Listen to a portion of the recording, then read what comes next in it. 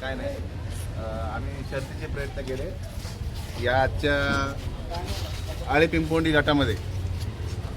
आमची मागणी होती का निष्ठावंत मयूर हा आमचा 20 वर्ष दादासाठी कष्ट करणारा हा पोरगा आमचं शरददादा सोडण्यावरती 1% प्रचंड प्रयत्न केले मयूरसाठी.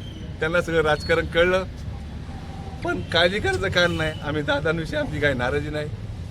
निवडणूक लागलेली आहे, मयूर भाऊनी फॉर्म भरलेला आहे. निवडणूक आम्ही 100% लढणार आणि मयूर भाऊ या आळे पिंपोंडी गटामध्ये विजयी होणार.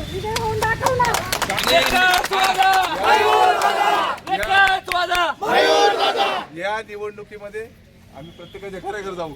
तरुण कार्यकर्त्यांनी राजकारणात भाग घ्यायचा का नाही हा प्रश्न या तरुण कार्यकर्त्यांपुढे आता निर्माण झालेला आहे. या कार्यकर्त्यांनी कष्ट करून प्रामाणिकपणे राजकारणाचे बळी आम्ही पडलो आहे. पण काळजी करायचं का नाही, प्रत्येकाच्या दारात जाऊ, प्रत्येकाच्या घरात जाऊ, आमचं डोकं त्यांच्या पायावर ठेवू, त्यांचे पाय दाबू. आमच्या मयूर भाऊसाठी, आमच्या निष्ठेसाठी एक मध्ये आम्हाला फक्त रात्रीचा दिवस करू, काही काळजी मयूर भाऊसाठी काम करू, मयूर भाऊला निवडूनच आणू. निवडणूक 100% होणार आणि निवडणूक निष्ठावंत कार्यकर्ता मयूर भाऊ जिंकणार हे आज या ठिकाणी. आणि अपक्ष लढणार आणि चिन्ह पण रिक्षा घेऊनच लढणार. मयूर भाऊ तुम्हाला क्या बड़ा, हम तुम्हारे साथ हैं, और तुम्हाला क्या बड़ा, हम तुम्हारे साथ हैं. वर कोण आहेत नाही, कोण कोण आहे तू कोण कोण आहे सांगा ना, काय झालंय ते सांगा. वरती होते पदाधिकारी आहेत, वरती सगळे पदाधिकारी आहेत. माऊली खंडगळे का